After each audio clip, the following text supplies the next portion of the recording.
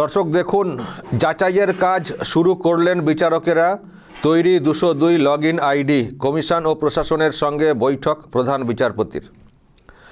নিচে লেখা, সময় নষ্ট না করে নথি যাচাই এবং নিষ্পত্তির কাজ দ্রুত শুরু করা উচিত বলে বৈঠকে জানান কলকাতা হাইকোর্টের প্রধান বিচারপতি সুজয় পাল। তার কথাই, বিপুল পরিমাণ কাজ বকেয়া রয়েছে, এই অবস্থায় সময় নষ্ট করা উচিত নয়। দর্শক, যে খবরটা সামনে এসছে, পেন্ডিং যে কাজ তার যে ভলিউম, সেটা হচ্ছে প্রায় 60 লক্ষ। 60 লাখ, বুঝতে পারছেন? 60 লক্ষের ভাগ্য নির্ধারণ করবে বিচারপতি বা বিচারক যারা আছেন তাদের বেঞ্চ। প্রায় 60 লক্ষ, এদিকে কত বাদ? প্রায় 70 লক্ষ। খসড়াতে তো 58, তারপরে আরও তো সব 10-12 সামনে এসছে।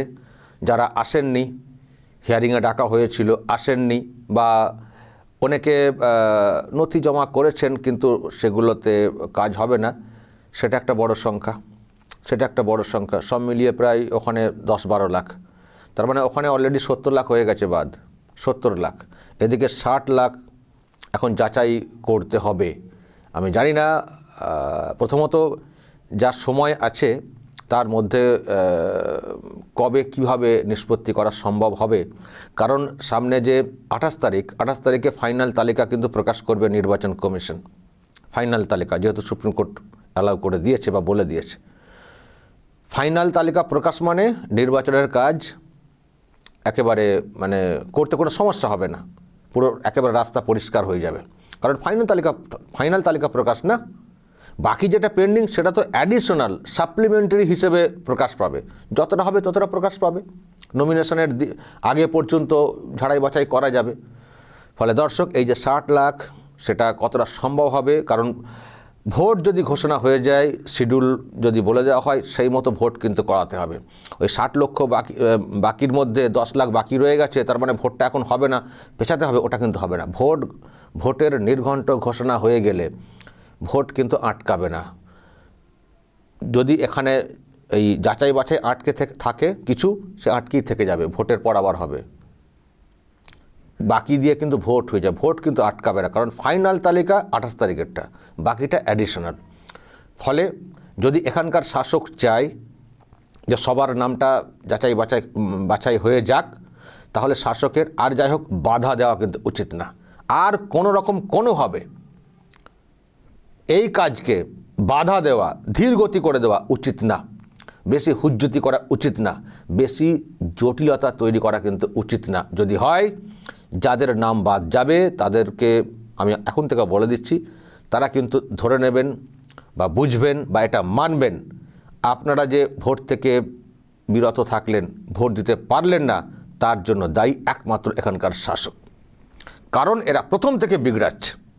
দেখুন, তামিলনাড়ু, ওটাও কিন্তু বিজেপি শাসিত রাজ্য না, হয়ে গেছে, ওখানে লিস্ট বের হয়ে গেছে, ওখানে 1 কোটি প্রায় 97 লক্ষ সামথিং, প্রায় 1 কোটি নাম বাদ গেছে।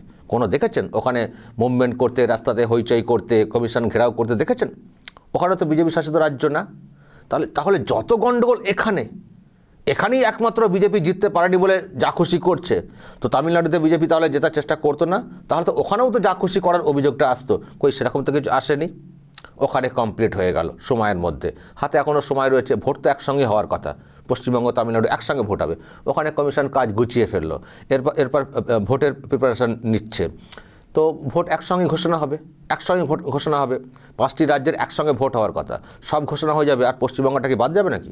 বাদ যাবে? একসঙ্গে ভোট ঘোষণা হবে। সেই জন্য 28 তারিখে তালিকাটা প্রকাশ পাচ্ছে, ওটাই ফাইনাল তালিকা, ওর ভিত্তিতেই কিন্তু ভোট ঘোষণা হয়ে যাবে। এবং আরও তো শুনেছেন, গুজরাট কবে হয়ে গেছে, সব কাজ করে ফেলছে। বড় বড় রাজ্য, তারাও কত কাজ করে ফেলছে। যত গণ্ডগোল এখানে, অথচ সবথেকে কম বাদ কিন্তু এখানে গেছে, তাতেই এত হুজ্জতি। তবে এবার বুঝতে পারছি কম না, সংখ্যাটা কোথায় যাবে বুঝতে পারছেন দর্শক। 70 লাখ অলরেডি বাদ, 60 লাখ ঝাড়াই বাছাই এখন হবে। 60 লাখ মানে সন্দেহের তালিকায়। তো আমার যা মনে হচ্ছে যে এবার তো সত্যি 1 কোটি ছাপিয়ে যাবে, এবার তো সত্যি 1 কোটি ছাপিয়ে যাবে। বা এমনিতেই বুঝতে পারছেন, তার মানে 28 তারিখে যে তালিকাটা প্রকাশ পাবে, তার মানে সেখানে 1 কোটি মাইনাস থাকবে, 1 কোটি বাদ। মানে যে তালিকাটা প্রকাশ পাবে, এমনিতে 58 লাখ আগের তালিকাতেই বাদ হয়েছে, মানে ওই বাদের বিষয়টা দেখবেন 28 তারিখে যে তালিকাটা প্রকাশ পাবে সেটাতে কিন্তু 1 কোটি, কারণ 28 তারিখের মধ্যে 60 লাখের মধ্যে কত বাছাই হবে, কতই আর মানে ওখান থেকে আপডেট আসবে। আজকে তো হয়ে গেল 23 তারিখ, ফলে এই যে তালিকা প্রকাশ হতে চলেছে 28 তারিখে, তার মানে যা দেখতে পাচ্ছি ফিগার অন্তত 1 কোটি বাদ যাচ্ছে। তারপরে অ্যাড হয়ে কতটা কি উঠে আসে সেটা পরে আমরা বুঝব। তার মানে যেটা আমরা ভাবছিলাম যে এখানে ঠিকঠাক এসআইআর হলে অন্তত কোটি ছাড়াবে, এখন তো খুব সহজেই সেই ফিগারটা দেখতে পাচ্ছি। তাও তো আমি আবার বলছি, আমি জানি না আরও মাঝখানে সব জল ঢুকিয়ে রাখা হয়েছে কিনা, মানে আরও যদি করা হবে এসআইআর হয়, এবং বিশেষ করে যদি সত্যি রাজ্য সরকারের সদিচ্ছা থাকতো এসআইআরের জন্যে, আমি জানি না সংখ্যাটা কোথায় গিয়ে ঠেকতো।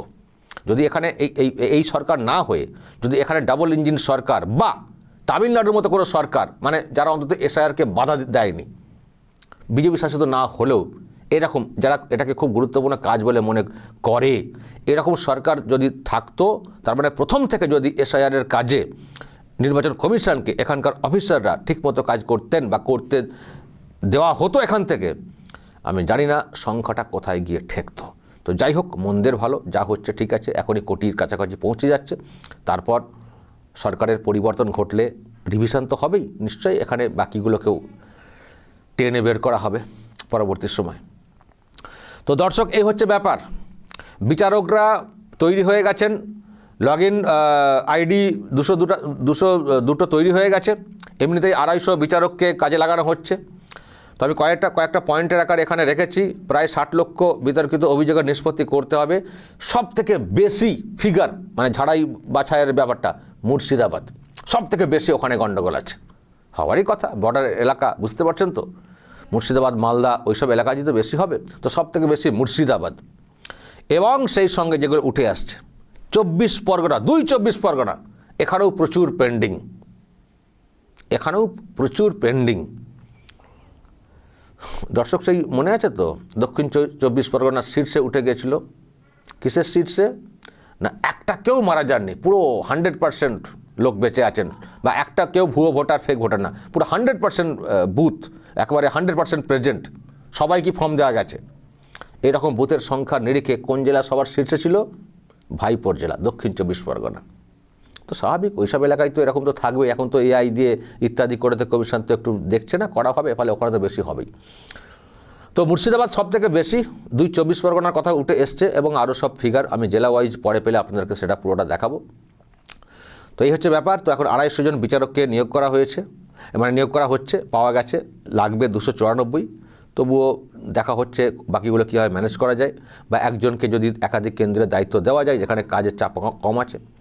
তো যেটা আজকে খবর এসছে, 202 লগ ইন রেডি হয়ে গেছে, বাকিগুলো রেডি হচ্ছে।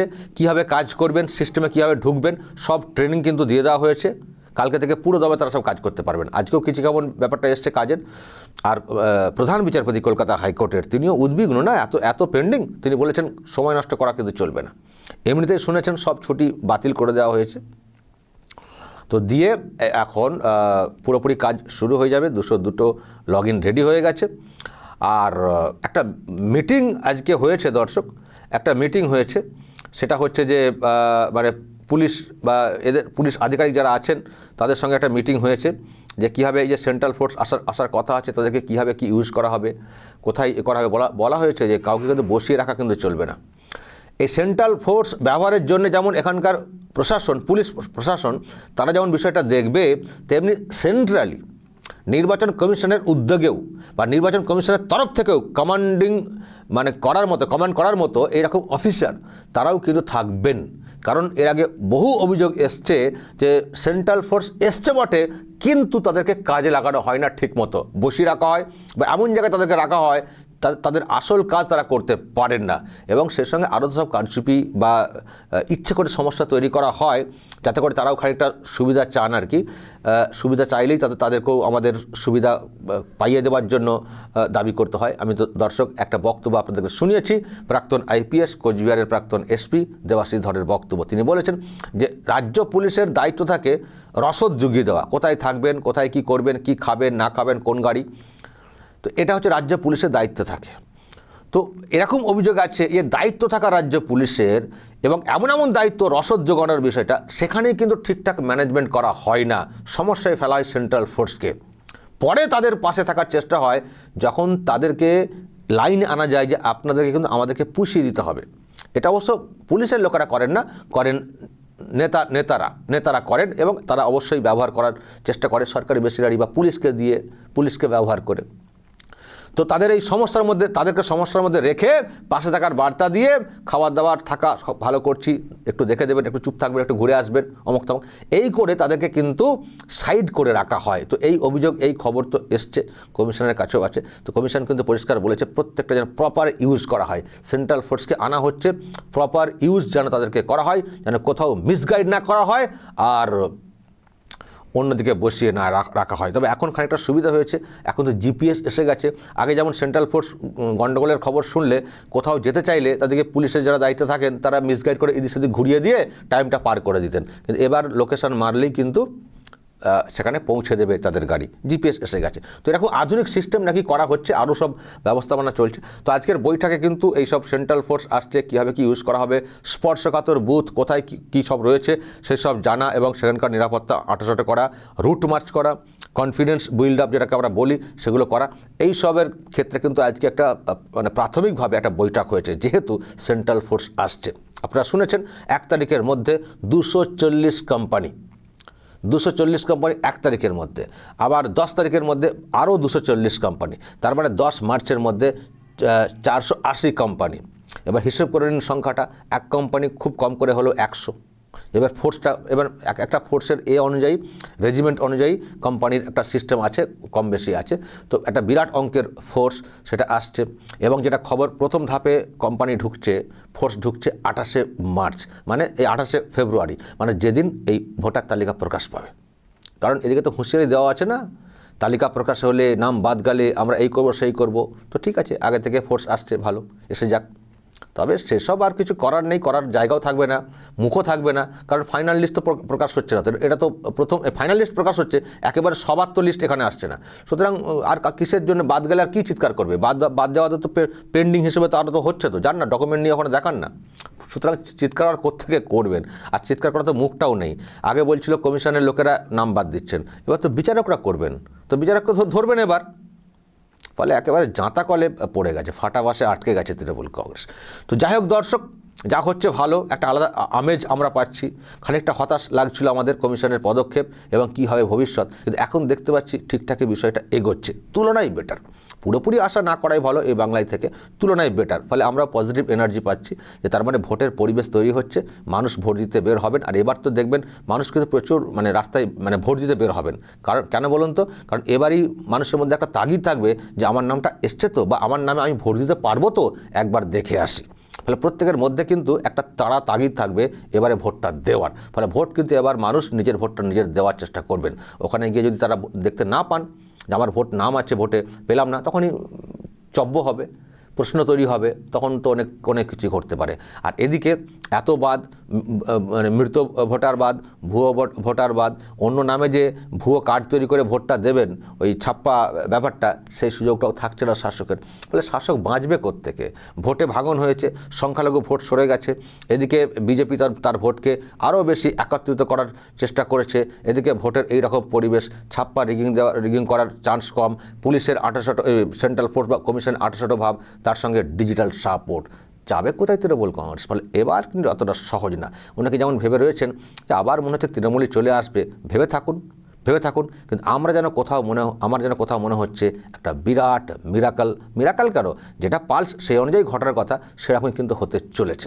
শাসক হিসেবে বুঝতে পারছে বলেই তো এত কারচুপি এখনও করে যাওয়ার চেষ্টা। তো যাই হোক দর্শক, আজকে বৈঠক হয়েছে, সেন্ট্রাল ফোর্সকে প্রপারলি ইউজ করতে হবে সেটা একটা বলে দেওয়ার চেষ্টা বলা হয়েছে। আর এই যে যেখানে হিয়ারিং হবে সেখানকার নিরাপত্তা ব্যবস্থা একেবারে কিন্তু 800 করতে হবে, না হলে প্রধান বিচারপতি ধরবেন। এটা পুরো মনিটর তো করছেন কলকাতা হাইকোর্টের প্রধান বিচারপতি। যাবেন কোথায়? চারিদিক একেবারে আটকে গেছে, যাবেন কোথায়? এরপর যদি নিরাপত্তা ব্যবস্থা ঠিকঠাক না হয়, প্রধান বিচারপতি কলকাতা হাইকোর্টে বসে রয়েছেন, দেবেন ভালো করে, আচ্ছা করে। মানে খুব ভালো একটা আমাদের মানে এসে গেল, মানে একে বলে ভাগ্য, যেটা নিয়ে আমরা এতটাই আশঙ্কিত ছিলাম রাজ্যের সামগ্রিক ব্যবস্থা নিয়ে, এখন পুরো কলকাতা হাইকোর্ট সুপ্রিম কোর্টের মনিটরে ভায়া কলকাতা হাইকোর্ট পুরো বিচার ব্যবস্থার মধ্যে কমিশন ঢুকে গেল, বা এইসব নির্বাচনে এই বিষয়টা ঢুকে গেল। হ্যাঁ, আমি তো চাইবো যে ভোট হওয়া পর্যন্ত বিচার ব্যবস্থা থাক, ভোটের পর্বটাও থাক, এই যে ভোটের নজরদারি ইত্যাদি সেখানেও যদি মনে হয় বিচারকদেরকে লাগানো যায় তাও ভালো হোক। আর যাই হোক, বিচারকরা অন্যদের মতো না। কেউ বলবেন বিচারকরা অনেক সময় প্রভাবিত হয়ে যান, কিন্তু অতটা সহজ না। আবার বলছি, এটা কিন্তু ওই অন্য কিছু বিচার বেল টেল জামিন টামিন না, লোকালি বিষয়টা মিটে গেল। এখানে যেটা বিচারকরা করবেন এই লগ ইন মানে সিস্টেমে ঢুকছেন, সিস্টেমে কী করছেন না করছেন সেটা কিন্তু কমিশনও বুঝতে পারবে উপর থেকে, আর সুপ্রিম কোর্ট চাইলেও তো দেখতে পারবে। ফলে কি করে ওনারা ইচ্ছে মতো কাজটা করবেন ভুলভাল, ওনাদের উপরেও তো নজরদারি চলবে, তো কেন এসব করতে যাবেন? আর সবাই কিন্তু অ্যাক্টিং বিচারক, অ্যাক্টিং জজ, সুতরাং এসব হবে, ফলে ওইসব চলবে না। তৃণমূল কংগ্রেস এখনও মরিয়া নাকি চেষ্টা করে যাচ্ছে, নানান সব চ্যাট করে। আমি দর্শক একটা ভিডিও আগে দেখিয়েছি, দেখে নেবেন। শুভেন্দু অধিকারী আজকে একটা চ্যাট ফাঁস করেছেন, কি সেটা কীভাবে ম্যানেজ করার চেষ্টা চলছে আমি একটা ভিডিও করেছি, এখানে আর বলছি না, পারলে আগের ভিডিওটা দেখে নেবেন। তো দর্শক, এই হচ্ছে ব্যাপার, যা হচ্ছে ভালো হচ্ছে। তার মানে প্রথম যে তালিকা প্রকাশ পেতে চলেছে 28শে ফেব্রুয়ারি, সেখানে কোটি নাম বাদ যাবে, এটা মোটামুটি নিশ্চিত। দর্শক বলবেন যদি আপনাদের এই নিয়ে আর কিছু বলার থাকে, অবশ্যই বলবেন কমেন্ট বক্সে। নজর রাখবেন আরামবাগ টিভিতে।